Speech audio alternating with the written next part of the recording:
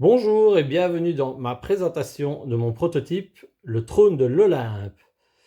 Donc c'est un jeu de 2 à 6 joueurs, plus ou moins des parties de 20 minutes à partir de 8 ans, qui va avoir pour principe principalement la mémoire.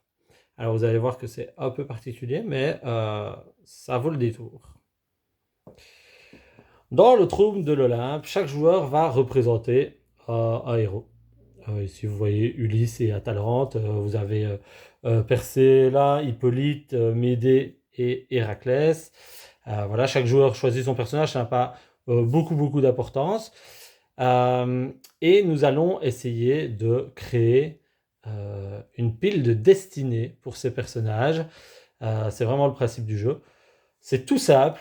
Les joueurs ont chacun un personnage sur lequel ils vont empiler des cartes au fur et à mesure. Ils vont piocher une carte et ils vont décider de la mettre sur leur pile ou sur la pile d'un autre joueur au choix. Les joueurs ont quand même à la base des cartes en main.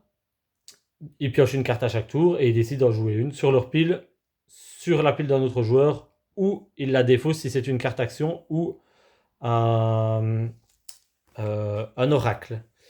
Alors, l'idée, c'est que si dans ma main, j'ai ces cartes-ci, par exemple, vous voyez qu'il y a des cartes avec un petit moins négatif ici, rouge, les cartes vertes positives ici, les cartes actions qui sont plutôt avec un petit éclair jaune, et les cartes qui sont toutes bleues, qui sont les oracles dont je vous parlais. Vous allez voir que c'est des cartes qui sont assez importantes pour nous aider au fur et à mesure de la partie. Les cartes rouges et les cartes vertes, ce sont les faveurs et les défaveurs que les dieux offrent aux personnages. Donc ici, par exemple, la lyre d'Orphée, voilà. Et en négatif, le talon d'Achille. Souvent, c'est principalement ça qu'on va faire. Quand on a un positif, on va venir le mettre face cachée chez nous. Si on veut jouer une carte négative, on va en général la mettre face cachée chez un autre joueur. Vous allez voir que le principe pour compter les points est assez important dans le jeu. Pourquoi est-ce que c'est important? Au fur et à mesure de la partie, on va piocher des cartes, on va en jouer chez les autres, etc. Il va y avoir des cartes actions comme ici l'offrande de Prométhée qui permet de piocher autant de cartes que de joueurs et de placer une de ces cartes sur chaque destinée. Donc on va en effet ici à 4 joueurs piocher cette carte, je vais la défausser. Je vais piocher 4 cartes, je vais les regarder et je vais placer face cachée une carte sur chacune des destinées. L'oracle, il sert à quoi? Je vous ai dit, l'oracle, il est important et comme vous le savez, l'oracle, ça permet de voir dans le futur, voir dans le destin de quelqu'un.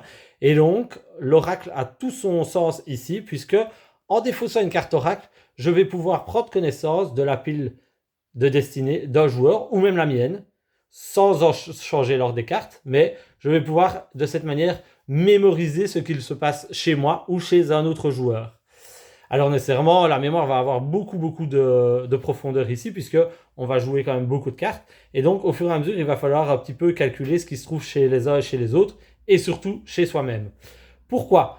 Parce que lorsque la pile est vide, on continue avec les cartes qu'on a en main, on termine la partie quand il n'y a plus de cartes à jouer, et on va passer au décompte des points. Pour cela, tous les joueurs vont révéler leurs cartes et les trier par faveur, défaveur qu'ils ont dans leur jeu. Normalement, dans leur pile, ils n'ont que des faveurs et des défaveurs, puisque tous les oracles et toutes les cartes actions auront été défaussés. Ensuite, dans l'ordre, on va procéder au décompte des points, qui est assez spécial. On va regarder si un joueur a 3 bénédictions identiques. À ce moment-là, les dieux vont se poser des questions sur lui, vont se dire « Oh là là, il y a une petite tricherie par là, ça me semble suspect tout ça ». Eh bien, ces 3 bénédictions vont être écartées, elles ne compteront pas dans son décompte de points. On va faire la même chose avec les malédictions. 3 malédictions identiques ne seront pas prises en compte parce que les dieux auront pitié du personnage. Ensuite, avec les cartes qu'il reste, on va regarder si le joueur a 4 bénédictions différentes. S'il a les 4 bénédictions différentes, les dieux se disent « Ouais, pas mal, il a quand même vraiment toutes les qualités, ce joueur. » Et il va avoir 5 points plutôt que 4. Même chose avec les malédictions. les malédictions. Si on a les 4 malédictions différentes, les dieux vont se dire, oh là là, il est vraiment rien pour lui celui-là. Moins 5 faveurs au lieu d'en perdre 4. Et avec toutes les cartes restantes qui ne font pas partie des comptes précédents, c'est 1 point par faveur, moins 1 point par défaveur.